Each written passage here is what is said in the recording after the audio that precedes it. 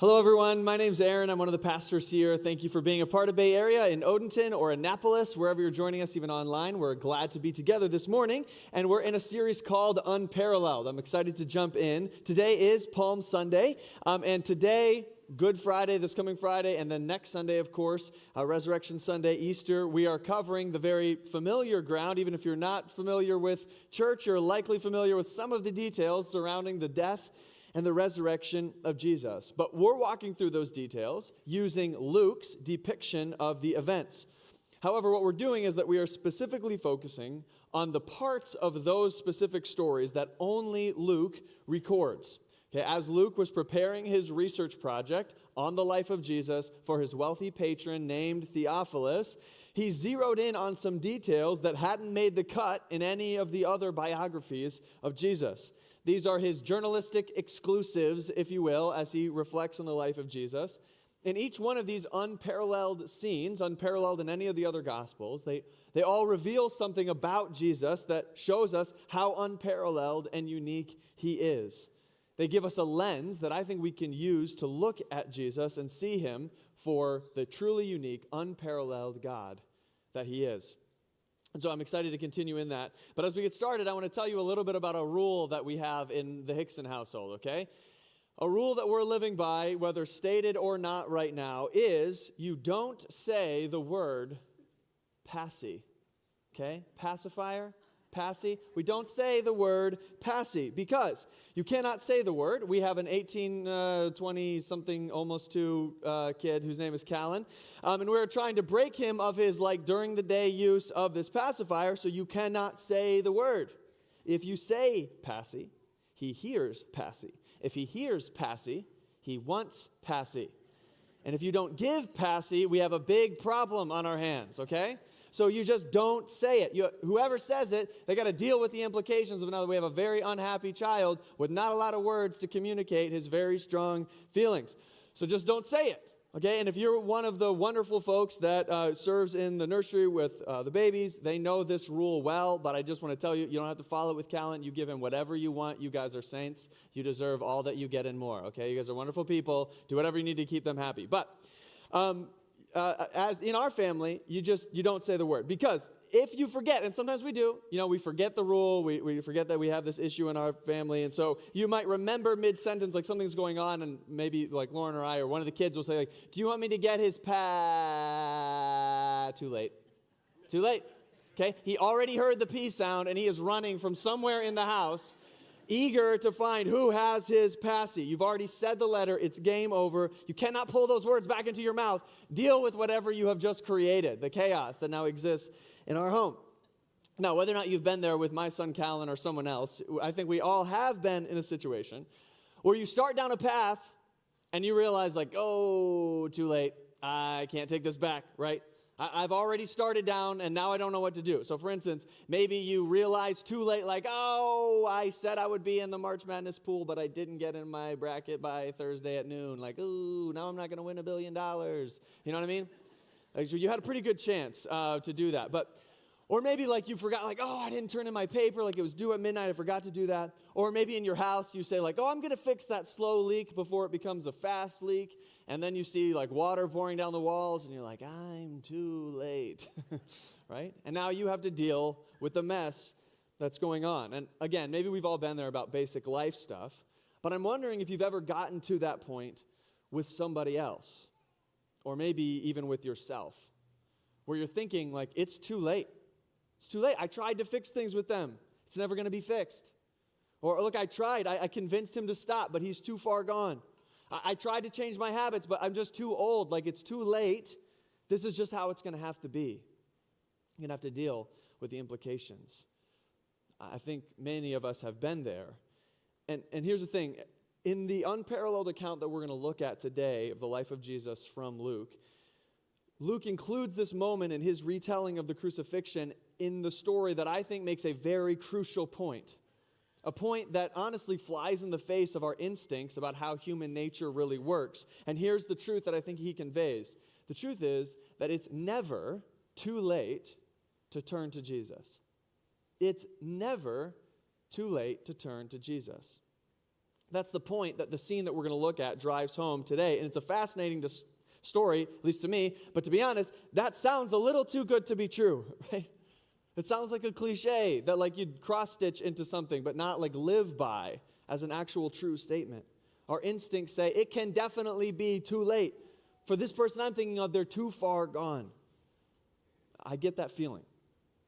But I want to show you how this statement can be true. And we'll do that in Luke's account in Luke chapter 23, if you would join me there. I want to show how this story proves it's never too late to turn to Jesus. And that is good news, no matter who you are or where you've been. It's never too late. So let's check it out. Let me rewind a little bit and show us how we got to this moment where Jesus is on a cross with two criminals on either side of him, dying an agonizing death. How did we get there? Well, today, Palm Sunday, what we remember is that, about a week earlier on Sunday, he enters Jerusalem riding a donkey, much fanfare in the city, this overcrowded city of Jerusalem.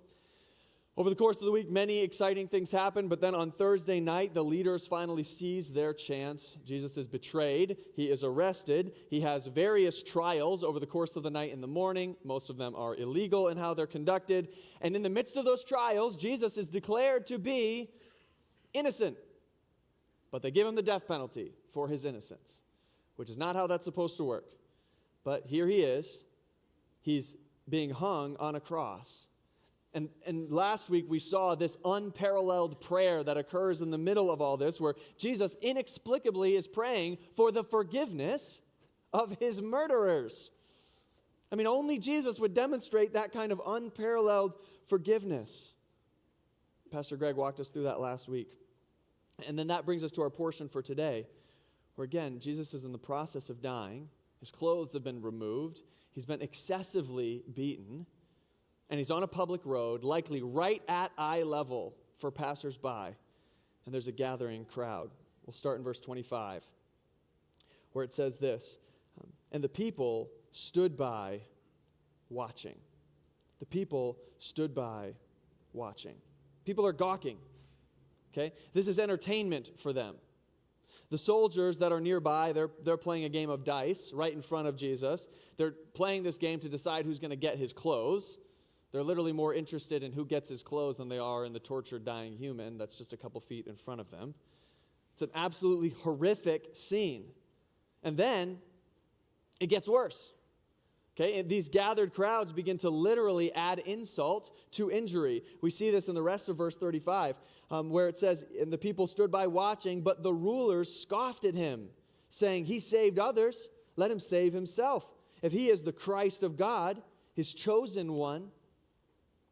Okay, their bloodlust of the religious leaders, it's finally coming to fruition.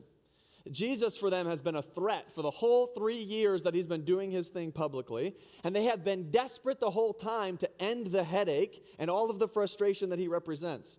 And so in this moment when he's finally dying, they're soaking up every minute of his torture, and they just start to pile on in this moment. They're like, oh, poor Jesus. Is he a sad Messiah? Are you dying there? Well, this should be no problem, promised one, right? Why don't you just take yourself down?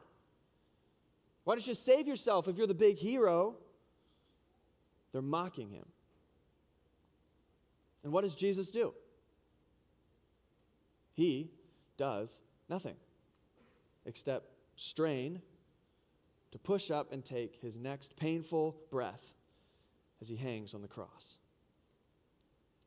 But the mocking isn't over. Once the religious leaders start, the soldiers think that looks fun, and they decide they're going to jump in verse 36 and 37. The soldiers also mocked him, coming up, and they're offering him sour wine, saying, well, if you're the king of the Jews, save yourself. That word, sour wine, that's used here, it's not a top-shelf product, okay? This is a cheap, bad-tasting product designed to dull the senses. And wherever you found slaves and soldiers, you found this product, and so they've got it here on hand, the soldiers. Even despite the fact that it's early in the morning, they're probably getting a little excited and tipsy for the occasion. And I can imagine them, again, they've seen the mocking begin. That's why these crucifixions were public, was to make it a public spectacle. And I could imagine them pretending, mocking, to be a cupbearer, bringing a cup to the great king of the Jews, saying, oh, great king, we've brought thee a goblet. Taste the fruit of thy vineyard, king. They're basically saying the same thing as the leaders. If you're the king, send for your guards. Use the power of your throne. Rescue yourself. They even ironically put this sign above him, verse 38. There also was an inscription over him. It said, "This is the King of the Jews." And this inscription, this normally would be where they would write the charge that the criminal who's dying has been charged with, the crime. And so the soldiers, for them, this sign is actually doing double duty. This is actually what Jesus is charged with. It's treason. He's making a claim about his kingship in competition with Caesar, and so he's being put to death for that. But also, conveniently, it's a way to make fun of Jesus and the Jews that are under their subjugation in Rome. The soldiers are saying to the entire Jewish population, like, hey guys, here's your king. Check out your majestic authority on his throne, robed in power, as he's naked and bloodied and dying on a cross, choking out his breath. What does Jesus do? He does nothing except strain and push up to take his next painful breath while he hangs on a cross. But as you're reading this, I guess I'd be thinking, like, surely someone's going to speak up, right? This treatment is unbelievable. Someone's going to have to tell them, like, tone it down, guys. Like maybe one of the women who's been following Jesus so faithfully, who we know are even there, maybe they'll step forward. They're going to protect his dignity, right? Or maybe it's going to be one of the disciples. Maybe they found some courage and they're going to step in. Won't they defend the honor of the one that they know is actually the true king? Is the next person to speak, is it going to be Peter? Is it going to be James? Is it going to be John? No, it's not. The next person to speak is actually one of the criminals being crucified next to Jesus. And he speaks up, throwing a cheap shot of his own in verse 39. One of the criminals who were hanged, he's right there, he railed at him, saying, "Are you not the Christ? Save yourself and us." And I don't know about you, for me, this is where the story kind of goes off the rails. It's like, dude, how small, how petty do you have to be to choose to mock a person being publicly executed while you are yourself being publicly executed? Like, you know exactly what it feels like to be crucified in public. It's what's happening to you in this very moment. He has no room to talk, yet he's deciding, like, yeah, I'm going to throw my 2 cents into this whole thing. Egged on by the crowd, the mocking here is just more of the same. He's demeaning Jesus and his claim to be the Messiah, but he's also demanding salvation from him at the same time. He's demeaning and demanding. He's saying, look, hey, aren't you the Messiah? Get us both out of this mess. Here's a guy drowning in a hell of his own making, but he spends his precious few remaining breaths, as hard as they were to get, taking pot shots at the only person in the world, possibly, in a worse situation than him. What does Jesus do with this latest insult? He does nothing except strain and push up to take his next painful breath as he dies on the cross. And all of this scene, it's cheap, it's dark, it's disgusting. Really, Luke doesn't sanitize it for us at all. He lets us feel the weight of this crowd beginning to just continually pile on to Jesus. But there's something really important that all of these insults actually have in common. Okay? Each of the people that is mocking Jesus, they feel justified in their taunting of him. They feel justified. Why is that? Well, it's because they think that the very fact that Jesus is dying is proof that he was wrong and that they were right. His death, in other words, his inability to stop his own execution, for them is the smoking gun for the fact that Jesus is a fraud. Right? I mean, if you think about it, here's kind of the logic of their insults if we laid it out. Here's what they're saying. They're saying, if you're the king, then save yourself. If you're the king, then save yourself. And since you aren't saving yourself, then you aren't the king. Right? That's how it all fits together. If you're the king, then save yourself. Since you aren't saving yourself, then you aren't the king. This is why they feel confident, why they feel brazen. Based on this logic, Jesus clearly is a fraud. We're right, he's wrong. He deserves to be mocked. We're happy to provide some material. But maybe as you look at that, you can see the deadly assumption that they're making. Everyone who rejected Jesus in this moment is operating on this assumption. It's what's driving their behavior. The assumption is this. The assumption is that a king would save himself. That's what a king would do. A king would save himself. Everything they're doing has this foundational principle baked into the cake in their minds. If a king or a Messiah is put on a cross, he doesn't take it. He's not going to bleed and moan and choke and die. He's going to call down fire, call in the guards. He's going to do something. He would save himself. That's what a king would do. Or maybe more accurately, it's what they would do. Because for them, power and authority are always leveraged for your own personal gain. Their entire paradigm of life is predicated on the assumption that power is to be used for my benefit. It's what power is for. But here's what they don't understand. Jesus isn't that kind of king. He's not that kind of king. Not even a little bit. And we're about to see what kind of king he truly is. So we jump back into the story. He's been beaten. He's dying. He's getting verbally beaten up. What's going to happen next? Like I said earlier, surely someone's going to step up, right? Like, is this going to be the moment where maybe loudmouth Peter kind of finally barges back in like he always does with like a little bit too much like emphasis, a little too much zeal? Is this where Peter comes in? No. Interestingly, though, someone does finally come to his aid, but it's not who you'd expect. The person who says, look, enough. The one who comes to his defense is the other career criminal in the process of dying on the other side of Jesus.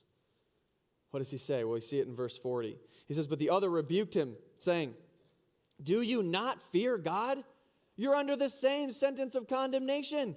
And we, indeed, justly, for we are receiving the due reward of our deeds.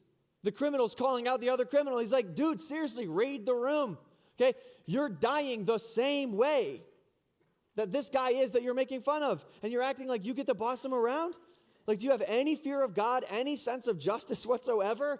He's like, plus, bro, I hate to break it to you, but like, we deserve this. We didn't wake up this morning and like, I don't know, I'm going to get thrown on a cross for no reason today. No. He knows they're being killed for doing things that they knew could get them killed. But then look how he finishes. He says, we're receiving the due reward for our deeds, but this man has done nothing wrong.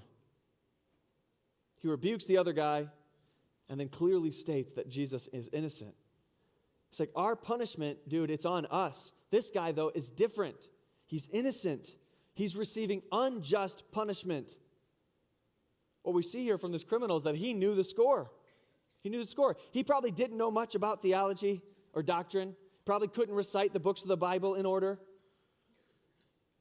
But he could tell, I'm guilty, he's not.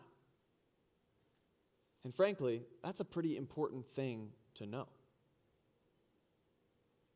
So then he turns to Jesus, and he speaks to him in a different voice than anyone else has yet today. A voice of belief rather than belittlement. Here's what he says in verse 43. And he said, Jesus, remember me when you come into your kingdom. Remember me when you come into your kingdom. He sees Jesus, he calls him by name. And when he sees him as the only hope for a life beyond the one he's in. He correctly perceives that there is a version of a better world that's beyond this one, and he also correctly perceives that Jesus is the key to be included in that better world. But there's a nuance here that I think a different translation draws out a little bit more clearly.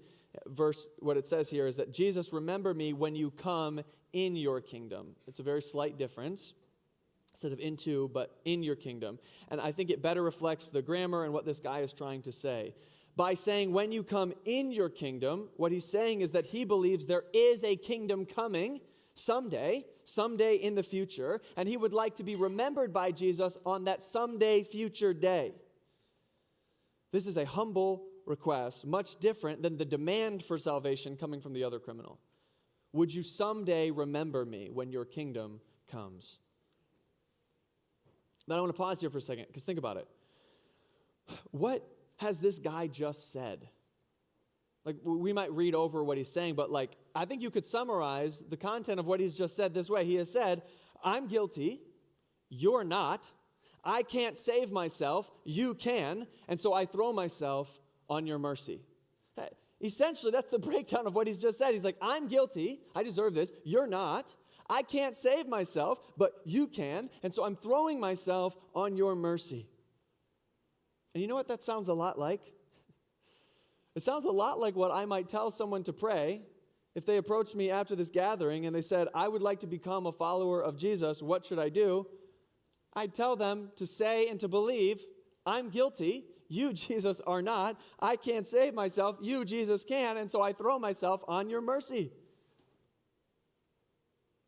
So what does Jesus say in return to this amazing description? Here's where we see what kind of king Jesus is. Jesus is unparalleled. He defies all the assumptions that all of his mockers have made about what power and authority is and how it functions, how it should be used. Here's what he says in verse 43. He says, truly I say to you, today you will be with me in paradise. This is unbelievable. We're going to look at this response, I think, word by word and break it down. Okay, he starts off, he says, truly. In other words, he starts off with an emphatic statement. Truly, I say to you. In other words, whatever thing Jesus is about to offer, it is a sure thing. He's saying, as surely as I am saying it to you here today, you can count on it. There is absolutely no doubt. The basis of the guarantee here is the reputation of God himself. There's no doubt. Truly, I say to you, what? What do I say to you? Truly, I say to you, today. In other words, there is no doubt, and there's also no delay. This is not like a someday proposition, pie in the sky, by and by, we'll see. This is here and now without delay. This is in direct opposition to this guy's expectation that maybe someday you'll remember me when you come. No, right here, right now. Truly, I say to you, today, you. There is no doubt, there is no delay, and there has been no mix-up. You. Anyone watching this could have been forgiven for thinking that maybe Jesus was talking to the wrong guy, right? If I'm him, I'd be hanging on the cross and I'm like, wait, who, me? Like, you're talking to me? Jesus is like, yes, you. Jesus addresses him directly, says, this is no mistake. I'm talking to you. There's no doubt, there's no delay, there is no mix-up. What does he want him to know? He wants this criminal to know that you will be with me in paradise.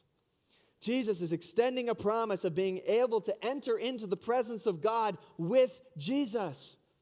Paradise is a word that's used throughout the Bible of the place where the unfiltered, unadulterated presence of God is found.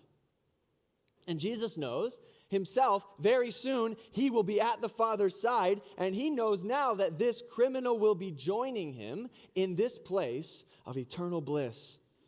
A place that doesn't have any of the suffering or pain or death or humiliation or rejection that the both of them are currently experiencing to like the highest degree a human can experience. Paradise, heaven, eternity with God, and now awaits this man.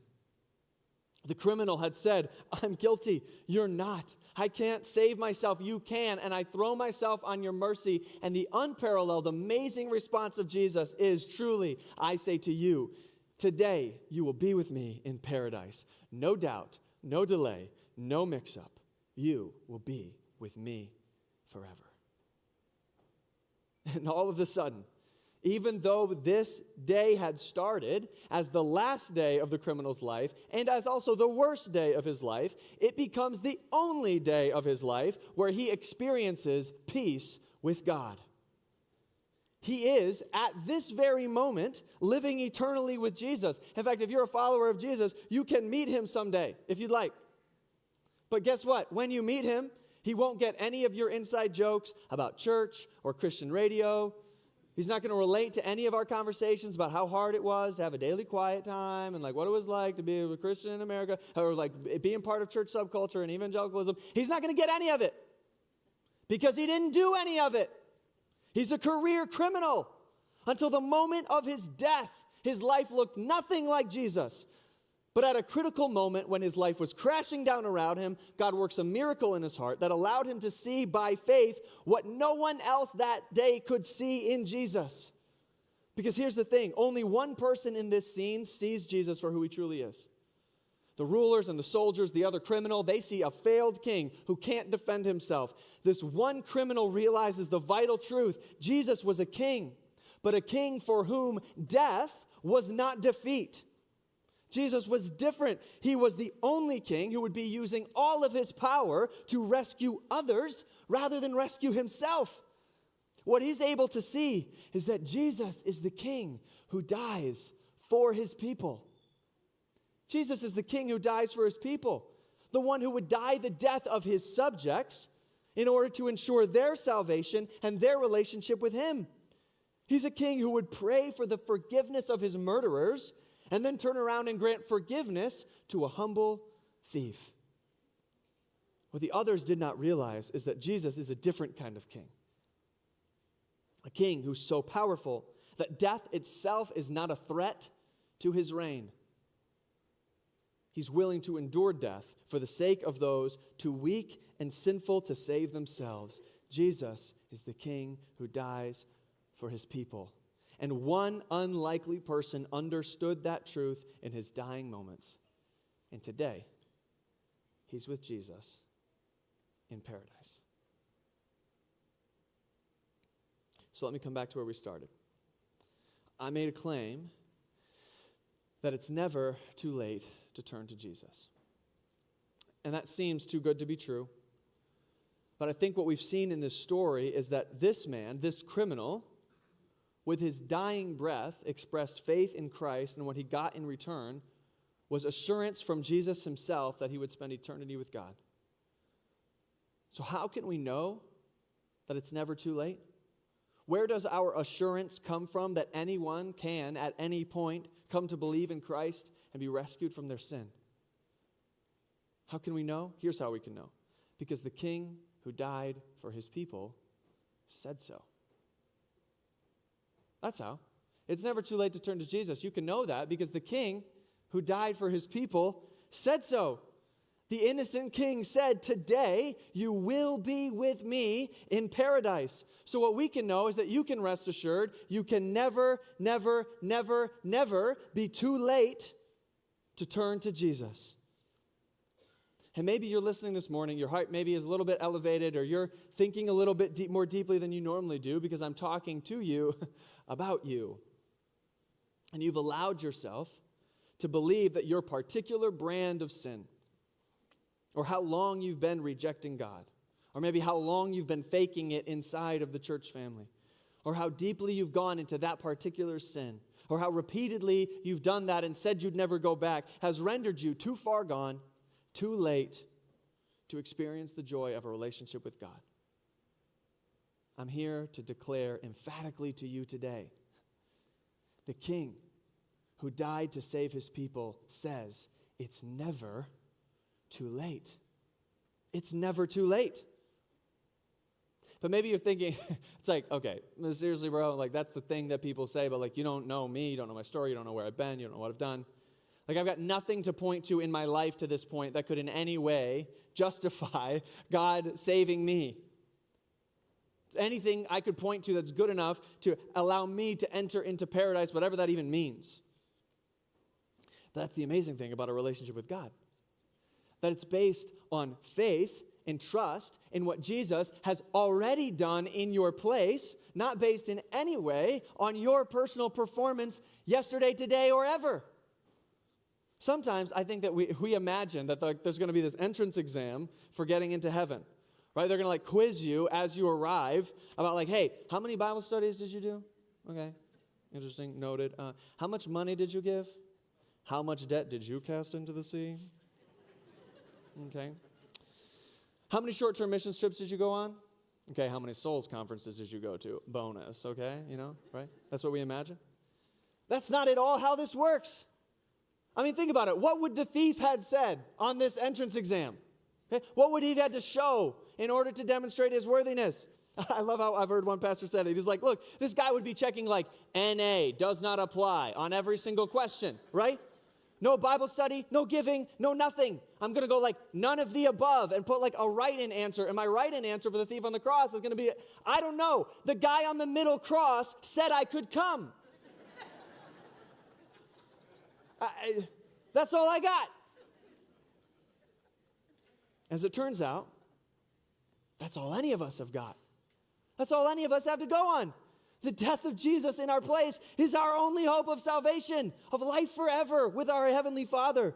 The entrance exam doesn't exist, but if it did, the only correct answer would be Jesus. And we want that for you, for every person listening today. It's never too late to turn to Jesus. You can do that today. You can do that even right now. You can join with the thief in simply stating what he did. I'm guilty. You're not, Jesus. I've done wrong things that have displeased you in both who I am and how I am in the world. I'm wrong. I'm guilty, but you are not.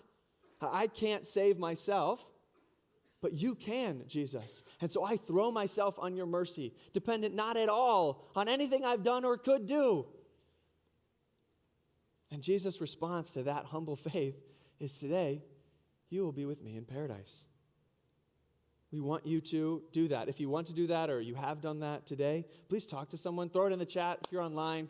The person who invited you this morning, find one of our staff members. They usually are wearing lanyards or Guest Central in our lobby today. Please, we would love to pray with you, celebrate with you, answer questions. Even again, if you're unsure of what this even means, we want to celebrate and help you take your next step in faith. It's never too late to turn to Jesus. But maybe you're listening and you're thinking of the person that you're wanting to send this to. The person that you've written off before, or maybe that you've prayed for years, but your hopes faded that they would ever actually believe. Let me encourage you. First, it's never too late to turn to Jesus. The King who died for his people said so.